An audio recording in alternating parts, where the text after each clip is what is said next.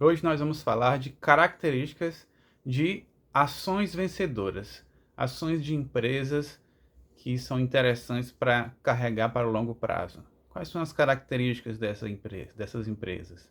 Seja bem-vindo, meu nome é Thomas. Se você gosta desse tipo de conteúdo, curte, compartilha e se inscreve aí no canal. Pois bem, nós vamos falar de 6 características. E a primeira característica é que as boas empresas, elas pagam dividendos de forma consistente, tá? Então elas conseguem pagar dividendos semestralmente, ou anualmente, ou trimestralmente, mas elas pagam dividendos todos os anos, tá? De preferência, dividendos crescentes. Por que é que isso é importante? É porque existe uma célebre frase que diz que dividendo não mente.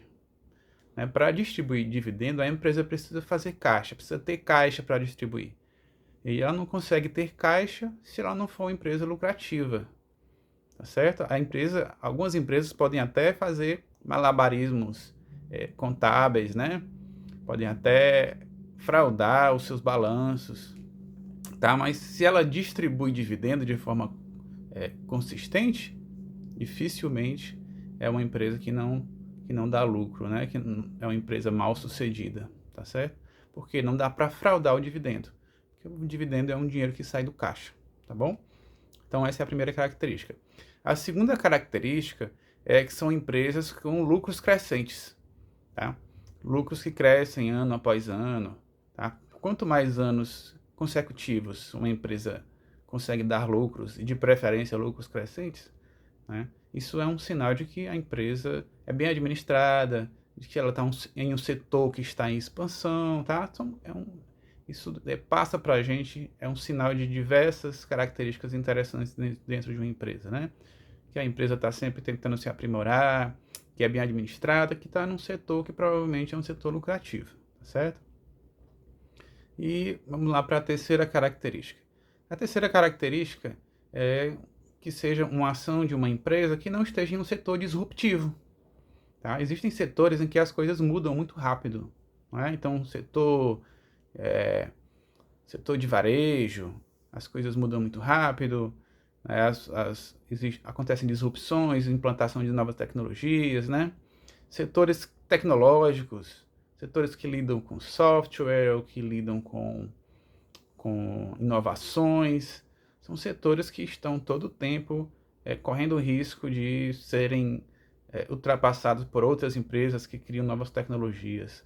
Ou então são empresas que precisam estar o tempo todo se renovando, o tempo todo criando novas tecnologias para não ficarem ultrapassadas. E esse constante investimento em novas tecnologias pode dificultar que a empresa distribua dividendos para você, dificultar que a empresa cresça e dificultar, pode, pode fazer com que a empresa não te deixe rico, né? Não gere tanto valor a longo prazo, porque ela está constantemente tendo que se atualizar, que criar novas tecnologias, somente para não ficar ultrapassada, certo? Então vamos lá para a quarta característica. A quarta característica é de boas empresas, empresas para o longo prazo, né, que pagam dividendos ou que vão gerar valor no longo prazo. A quarta característica é a empresa estar em um setor perene. Tem um pouco a ver também com a história de não estar no setor disruptivo, né? Então, o que é uma empresa no setor perene? Uma empresa no setor perene é que está num setor que nós sempre vamos precisar. É um setor que tem demanda sempre, né? Então, por exemplo, o setor alimentício. Enquanto os seres humanos existirem, a tendência é que continuem se alimentando. Então, é um setor perene, sempre vai ter demanda, tá? Outro exemplo, setor de energia elétrica. Dificilmente os seres humanos vão deixar de utilizar energia. Então, o setor de energia elétrica é um setor perene, né? Não existe muita perspectiva de que esse setor vai deixar de existir, pelo menos dentro do nosso horizonte temporal, né? Certo? Então, outro setor perene, o setor de saneamento, né? Enquanto os seres humanos estiverem por aqui, a gente vai precisar de água, de distribuição de água para as casas, de coleta de esgoto, né? Porque isso é uma característica intrínseca ao próprio ser humano, né? Enquanto o ser humano existir, ele vai se alimentar, ele vai beber água, ele vai urinar, né? Vai utilizar o banheiro. Então aí você já vê vários setores aí que são perenes, tá certo?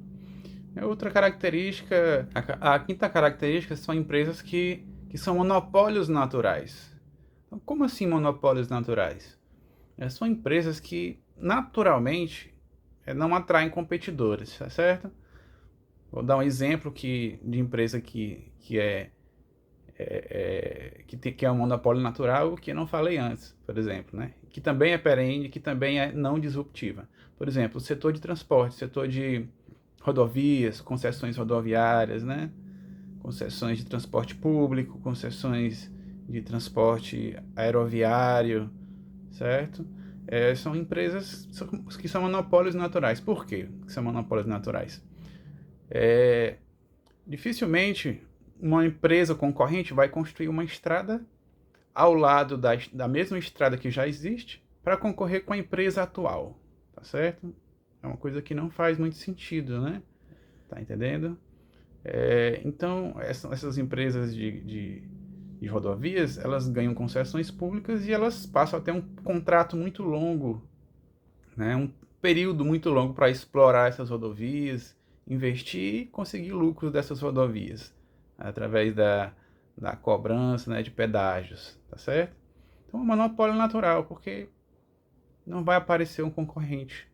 Isso é uma grande vantagem, ser um monopólio natural, tá? Saneamento geralmente também é monopólio natural, né? Transmissão elétrica também costuma ser um monopólio natural, certo?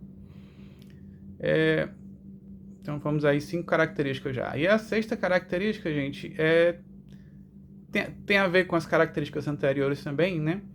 Mas são empresas que possuem barreiras de entrada, tá? Então, se uma empresa é um monopólio natural, ela tem uma barreira de entrada, né? Mas tem empresas que não são monopólios naturais, mas tem muitas barreiras de entrada. Por exemplo, empresas que têm um market share muito alto, que dominam o mercado quase todo. Elas conseguem eliminar concorrentes porque elas têm têm uma vantagem competitiva muito alta, simplesmente pelo fato de terem um market share alto. Por quê? Porque com o market share alto, elas conseguem ter mais ganho de escala. Então elas conseguem trabalhar com margens menores.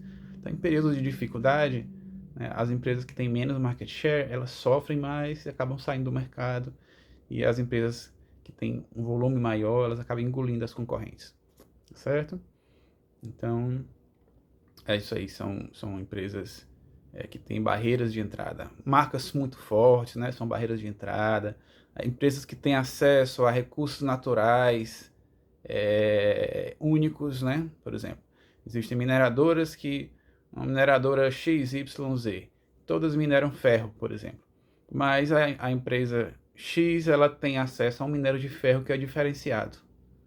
E ela consegue extrair a um preço menor, ela consegue extrair aquele minério a um preço menor, e o minério tem mais qualidade porque ela tem um acesso privilegiado a uma mina que produz um ferro melhor. Tá? Então isso é uma barreira de entrada, né? É uma vantagem competitiva duradoura, tá certo?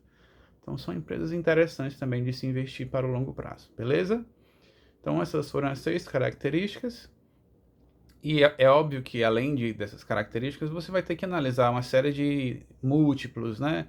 Números, você vai ter que analisar margem bruta, margem de lucro líquida, vai ter que analisar se a ação está barata ou não, através do preço-lucro, através do preço sobre valor patrimonial e vários outros indicadores, né? Analisar a dívida, certo?